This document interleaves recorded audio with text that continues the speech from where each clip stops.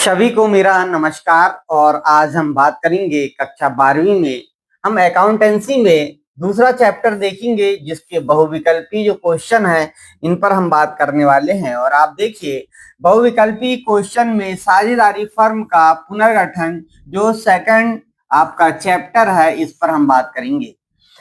इसके महत्वपूर्ण जो क्वेश्चन है उनको करा देते हैं, इसके बाद में इनकी थ्योरी पर भी हम बात करेंगे। देखिए, साझेदारी के पुनर्गठन का अर्थ यहाँ पे पूछा गया है कि साझेदारी के पुनर्गठन का अर्थ है क्या है, ये आपको बताना है। क्या फर्म का विघटन कहलाता है, या भागीदारों में परिवर्तन होता है, या फिर लाभ हानि का वितरण होता है, या नई फर्म का गठन किया जाता है। तो जैसा कि नाम से ही आप समझ रहे हैं, पुनर्गठन यानी पुनः इसका जो है गठन होना ही पुनर्गठन कहलाता है। यानी साझेदारों के बीच में जो अनुबंध संलेख होता है उसमें कोई भी परिवर्तन होता है तो वह साझेदारी का पुनर्गठन कहलाता है। तो आपको यहाँ पे बताना पड़ेगा कि पुनर्गठन का अर्थ क्या है। तो आप देखिए, यहाँ पे पुनर्गठन को जो अर्थ होगा वो होगा भागीदारों में परिवर्तन। भागीदार का अर्थ है साझेदार। जो साझेदार होते हैं उनको हम साझेदार को भागीदार भी कहते हैं। जो पार्टनर होते हैं उनको ही भागीदार, भाग लेने वाले कहलाते हैं। अगला क्वेश्चन आपके सामने कि साझेदारी का पुनर्गठन कब होता है, आपको बताना है। नए भागीदार के प्रवेश पर होता है, भागीदार के सेवानिवृत्त होने पर होता है, लाभ अनुपात में परिवर्तन पर होता है, या उपयुक्त सभी पर होता है। तो जब पुनर्गठन होता है ऐसी दशा में नए भागीदार के प्रवेश होने पर भी होगा, भागीदार के सेवानिवृत्त यानी अवकाश ग्रहण करेगा तो भी पुनर्गठन होगा, क्योंकि इनका अनुपात में या नई डीट फिर से बनेगी। लाभ हानि अनुपात में यदि परिवर्तन होगा तो भी पुनर्गठन किया जाएगा। इस प्रकार उपयुक्त सभी वाला जो ऑप्शन है हमारा, ये एकदम राइट जवाब हो जाएगा आपका कि भागी साझेदारी का पुनर्गठन सभी दशाओं में किया जाता है। अगला क्वेश्चन देखते हैं। नए भागीदार यानी साझेदार के प्रवेश पर पुराना लाभ अनुपात कहलाता है। जो पुराना लाभ अनुपात है वो क्या कहलाता है? क्या नया अनुपात कहलाता है, त्याग अनुपात कहलाता है, पुराना अनुपात कहलाता है, या लाभांश अनुपात कहलाता है? तो देखिए, यहाँ पे जो नए भागीदार का प्रवेश होता है उस समय इनका जो पुराना अनुपात होता है उसे हम पुराना लाभ हानि अनुपात के नाम से ही जानते हैं। तो सही जवाब हो जाएगा सी नंबर का। अगला क्वेश्चन देखिए, त्याग अनुपात सैक्रिफाइंग रेशो संबंधित है सेवानिवृत्ति से, प्रवेश से, विघटन से, या पूंजी से। यानी त्याग का अनुपात जो होता है वो किससे संबंधित होता है? जब सेवानिवृत्त यानी अवकाश ग्रहण करते हैं तब, या कोई साझेदार प्रवेश करता है तब, या फिर विघटन होता है यानी फर्म समाप्त होती तब, या पूंजी से संबंधित है ये। तो इसका सही जवाब हो जाएगा आपके सामने, जब प्रवेश होता है तो प्रवेश के समय जो पुराने साझेदार होते हैं तो पुराने साझेदार का जो हिस्सा होता है वो पुराने साझेदार का हिस्सा जो होता है वो कम होता है। क्योंकि मान लीजिए यदि ए और बी दो साझेदार थे और प्रॉफिट 100 रुपए हो रहा था तो 50 रुपए बी को दिया जाता था और इसी का 50 रुपए ए को दिया जाता था। इस प्रकार जो 50-50 रुपए देने का था तो आधा आधा यहाँ पे 1:1 में बढ़ता था। यदि यहीं पर मान लो ए बी और तीसरा सी साझेदार हो जाता है यानी प्रवेश हो जाता तीसरे का, तो इस 100 रुपए में अब इस सी को भी लाभ मिलेगा, अर्थात 33.33 मिलेगा। ए को, बी को जो मिलेगा वो भी 33.33 मिलेगा, और सी जो है इसको भी 33.34 मिलेगा या 3 मिलेगा। इस टाइप से आप देखेंगे कि यहाँ पर जो साझेदार हैं उनका त्याग हो जाएगा यानी कम हो जाएगा भाग, इसलिए इन्हें प्रवेश पर मिलेगा।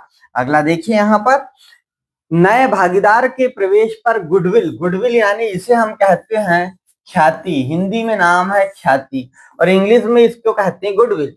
तो गुडविल जो है, ख्याति जो है, नए साझेदार के प्रवेश होने पर पुराने भागीदारों को मिलती है या नए भागीदारों को मिलती है या फर्म को मिलती है या किसी को नहीं मिलती। तो जो ख्याति है, तो नए साझेदार के प्रवेश पर जो ख्याति होगी वो किसको मिलेगी, यहाँ कहा गया है। तो सीधी सी बात है, गुडविल यानी ख्याति। और ख्याति कैसे बनी थी? जब हमने व्यापार किया था मार्केट में, अच्छे हमारे संबंध थे, हमारा नाम हुआ था, उसके कारण हमें ये ख्याति प्राप्त हुई थी। यानी ख्याति अर्थात लाभ प्राप्त हुआ था एक आदर्श प्रकार का। अब ये यदि कोई नया व्यक्ति हमारे फर्म में आता है तो यहाँ पर आपको जो पुराने साझेदार हैं उनको ही इसका लाभ का भाग मिलेगा और जो नया आ रहा है वो उससे ख्याति के लिए एक अलग से भी अमाउंट ली जाएगी।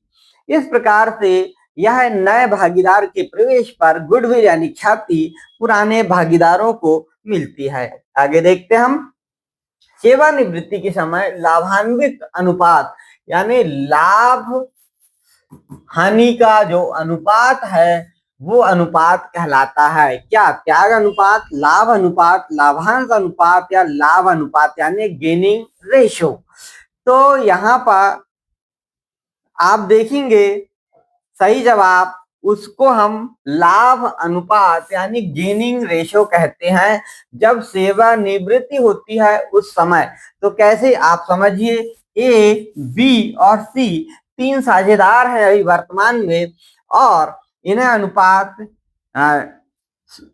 मान लीजिए हमारे पास 100 रुपए यहाँ पर हमें प्रॉफिट हो रहा है, तो यहाँ पर 33.33 रुपए, यहाँ पर भी 33.33 रुपए और इसको भी 33.33 रुपए या 34 रुपए यहाँ पर दिया जाएगा। लेकिन यहाँ पर यदि सेवानिवृत्त होता है कोई साझेदार, यानी मान लीजिए यदि सी यहाँ पर सेवानिवृत्त हो रहा है तो इसका भाग कम हो जाएगा और ये जो 33.33 भाग था इसको हम दो भागों में बांट देंगे, इसका आधा और इसका आधा मान लीजिए ए को दे देंगे और बी को भी इसका आधा हम दे देंगे। इस प्रकार यदि इनको मिलेगा तो अब यदि ये दो लोग बचेंगे तो आधा आधा मिलेगा यानी 50-50 रुपए अब मिलने लगेगा। तो सीधा सा हम कह सकते हैं कि ये गेनिंग रेशो कहलाता है, लाभ प्राप्ति अनुपात कहलाता है। आगे देखते हैं, सेवानिवृत्त भागीदार को भुगतान किया जाता है पूंजी धन ख्याति, ख्याति भी दिया जाता है इसको, केवल पूंजी दी जाती, केवल लाभ दिया जाता है, केवल हानि दी जाती है। तो आपको यहाँ बताना होगा कि सेवानिवृत्त भागीदार को भुगतान करने के लिए हम उसका जो पूंजी का पैसा होता है वो पूरा देते हैं और साथ में उन्होंने जो काम करते समय हमारी लोकप्रियता से जो लाभार्जन किया है वो भी हम उसे देते हैं, यानी ख्याति का पैसा भी उसे हम सेवानिवृत्ति के समय वापस करते हैं। तो सेवानिवृत्ति के समय भुगतान की कुछ विधियां होती है वो भी आगे हम वीडियो में पढ़ेंगे। आगे देखिए, अगला क्वेश्चन हमारे सामने जो है कि गुडविल यानी ख्याति का लेखा या उपचार किया जाता है पूंजी खाते में, लाभानी खाते में, नगद खाते में या चालू खाते में। तो लाभानी तो है नहीं, ये तो स्थायी संपत्ति होती है ख्याति। नगद खाते में यानी रोकड़ खाते में नहीं करते, चालू खाते में भी नहीं करते। तो एक ही ऑप्शन बचता है और सही जवाब हो जाएगा पूंजी खाते में हम ख्याति का लेखा करते हैं। अगला क्वेश्चन आपके सामने, यदि ख्याति यानी गुडविल पुस्तकों में पहले से है तो क्या करेंगे? उसे बढ़ाया जाता है, उसे घटाया जाता है, उसे लिखा जाता है या कुछ नहीं किया जाता? तो यदि पुस्तकों में ख्याति पहले से है तो उसे हम लिख देते हैं और कैसे लिखते हैं वो भी हम आपको अगले आने जो वीडियो में हम बनाएंगे उसमें ख्याति के उपचार या लेखा के समय समझाएंगे। जब नए भागीदार द्वारा लाई गई गुडविल को जमा किया जाता है, जमा करेंगे तो क्या करेंगे? पूंजी खाते में या फिर नगद खाते में या लाभानी खाते में या चालू खाते में? तो सही जवाब हो जाएगा इसका नगद, यानी जो रोकड़ खाता होता है उसमें हम यहाँ पर लेखा करते हैं, क्योंकि रोकड़ खाता उस समय जब उन्होंने यहाँ पर देखिए गुडविल जो है इसको भागीदार द्वारा लाई गई गुडविल को जमा किया जाएगा, और गुडविल यदि लाता है यानी कैश लाएगा, ला के देगा गुडविल के बदले। आगे देखिए, पुनर्गठन में लाभानी किस अनुपात में बांटी जाती है। यदि पुनर्गठन किया गया तो हम लाभानी को किस अनुपात में बांटेंगे, पुराने में या फिर नए में या समान अनुपात में या त्याग अनुपात में। तो पुनर्गठन के समय जो ख्याति हो वो लाभानी होता है उसे नए अनुपात में बांटा जाता है, क्योंकि पुनर्गठन जब होता है तो नए साझेदार का प्रवेश भी होता है। अगला क्वेश्चन, भागीदार की मृत्यु पर फर्म समाप्त हो जाती है क्या, पुनर्गठित होती है, नई बनती है, या कुछ नहीं की बात यहाँ पे की जाती है। तो भागीदार की जब मृत्यु हो जाती है तो समाप्त नहीं होती है, क्योंकि अधिक भागीदार होते, साझेदार नई नहीं बनती, कुछ नहीं। तो एक ही ऑप्शन हमारे पास बचता है और सही जवाब होगा कि हम पुनर्गठित कर लेते हैं, जो नियम कानून है हमारे उन्हें संशोधित करके पुनः हम स्टार्ट कर लेते हैं। आगे देखिए 13वां क्वेश्चन, मृत साझेदार यानी भागीदार के खाते में ब्याज लगाया जाता है उसकी पूंजी पर, ऋण पर, चालू खाते पर, या फिर सभी पर। और सही जवाब हो जाएगा पूंजी पर लगाया जाता है, और यह भी प्रारंभिक जो पूंजी होती है उस प्रारंभिक पूंजी पर ये ब्याज की गणना की जाती है। आगे देखते हैं हम यहाँ पे कि पुनर्मूल्यांकन खाता बनाया जाता है, जैसा कि नाम है पुनः मूल्यांकन करना। संपत्ति जो होती है और जो दायित्व होते हैं, संपत्ति एवं दायित्व का हम पुनः मूल्यांकन करते हैं, क्योंकि कोई पुनर्मूल्यांकन खाते में या तो कोई नया आता है या कोई साझेदार जाता है, उस समय पुनर्मूल्यांकन खाते का हम उपयोग करते हैं या बनाते हैं।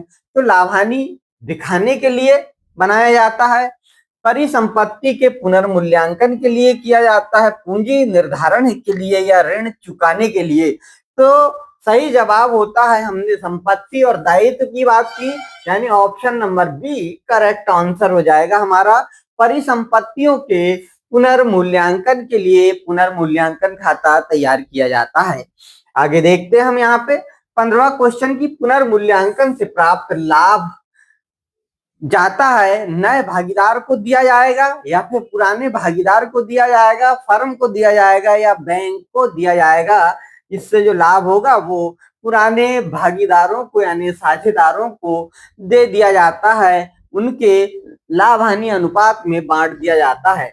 आगे देखिए, देनदारियों में वृद्धि होने पर, जो देनदारी होती है उन पर यदि वृद्धि हो जाएगी तो वृद्धि होने पर लाभ होता है, हानि होती है, कोई प्रभाव नहीं, या पूंजी बढ़ती है।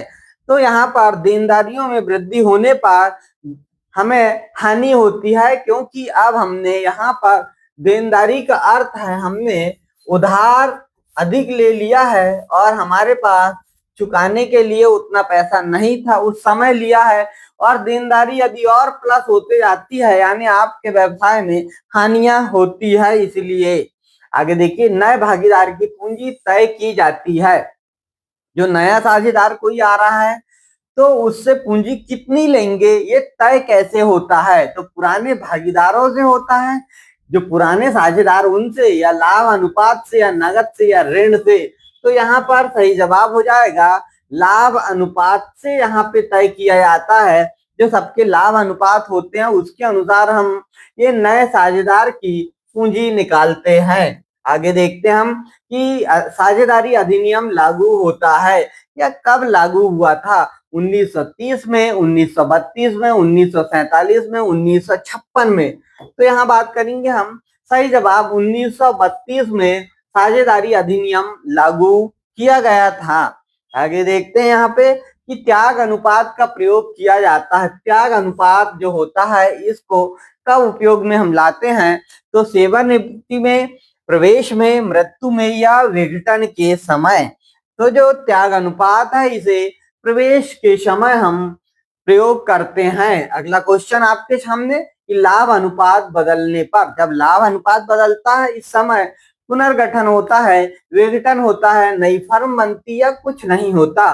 तो लाभ अनुपात जब भी बदलेगा तो साझेदारी का पुनर्गठन होने की संभावना होती है, हमेशा पुनर्गठन होगा।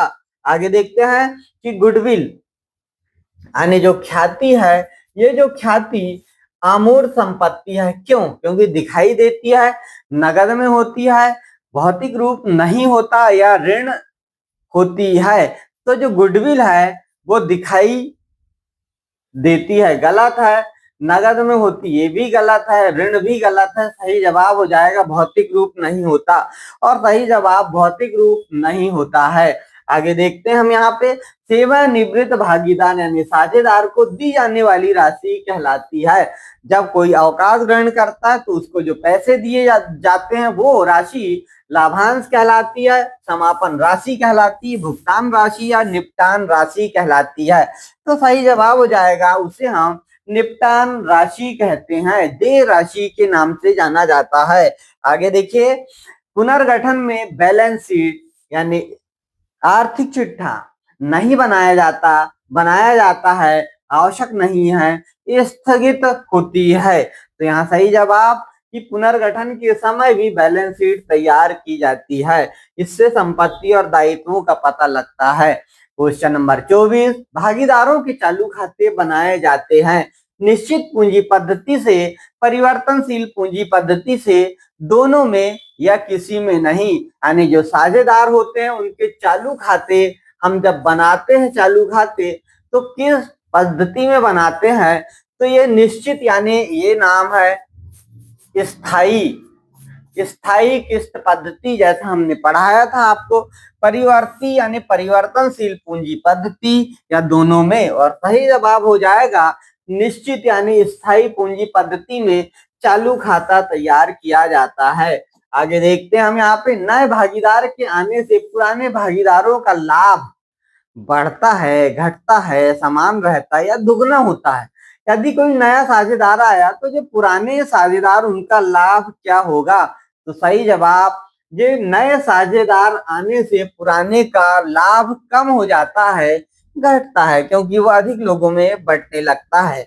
आगे देखिए, साझेदारी का पुनर्गठन किस अध्याय से संबंधित है? कंपनी खाते से, साझेदारी खाते से, लागत लेखांकन से या प्रबंध लेखांकन से? सही जवाब, साझेदारी खाते या लेखे से साझेदारी का पुनर्गठन संबंधित होता है। और पुनर्गठन में पूंजी समायोजन किया जाता है। यदि पुनर्गठन है उसमें पूंजी का समायोजन किया जाएगा, लाभ अनुपात के अनुसार किया जाएगा, समान या नगद के अनुसार या ऋण के रूप में किया जाएगा। और सही जवाब आपके सामने है, लाभ अनुपात के अनुसार यहाँ पुनर्गठन किया जाता है। देखिए अगला क्वेश्चन आपके सामने ये रहा कि मृत्यु की स्थिति में गुडविल यानी जो ख्याति होती है, इस ख्याति की हम बात करते हैं यहाँ पर कि नए भागीदार को दी जाएगी, या फिर यहाँ पे आप देखेंगे कि मृत भागीदार को दी जाएगी या पुराने भागीदार को या बैंक को। तो मृत्यु की स्थिति में किसको दिया जाएगा? तो सही जवाब हो जाएगा, जब मृत्यु होगी उस स्थिति में गुडविल मृत भागीदार को दिया जाएगा, अर्थात मृत साझेदार के उत्तराधिकारी जो होते हैं उनको यह राशि दी जाएगी गुडविल की। आगे देखते हैं हम यहाँ पर कि पुनर्गठन में सबसे पहले बनाया जाता है, बैलेंस शीट बनाई जाती है, पुनर्मूल्यांकन खाता, नगद खाता या फिर पूंजी खाता। और सही जवाब आपके सामने ये रहा, पुनर्मूल्यांकन खाता पुनर्गठन में सबसे पहले बनाया जाता है, संपत्ति और दायित्वों का पुनर्मूल्यांकन करने के लिए। अगला क्वेश्चन आपके सामने ये रहा, और अंतिम क्वेश्चन की साझेदारी का पुनर्गठन होता है लेकिन फर्म समाप्त नहीं होती, फर्म समाप्त हो जाती है, व्यापार बंद हो जाता है या खाते बंद हो जाते हैं। तो इसका सही जवाब हो जाएगा, फर्म समाप्त नहीं होती है, पुनर्गठन होने से सिर्फ उसकी नियमावली या नियम कानूनों में परिवर्तन होता है। तो ये थे महत्वपूर्ण 30 क्वेश्चन जो आपकी परीक्षा के लिए बहुत ही महत्वपूर्ण होंगे। आज के इस वीडियो में इतना ही। इसकी थ्योरी भी लेकर आएंगे हम पुनर्गठन की। यदि आपको हमारा वीडियो पसंद आता है तो अपने दोस्तों को शेयर करना ना भूलें। आज के लिए इतना ही। सभी को नमस्कार।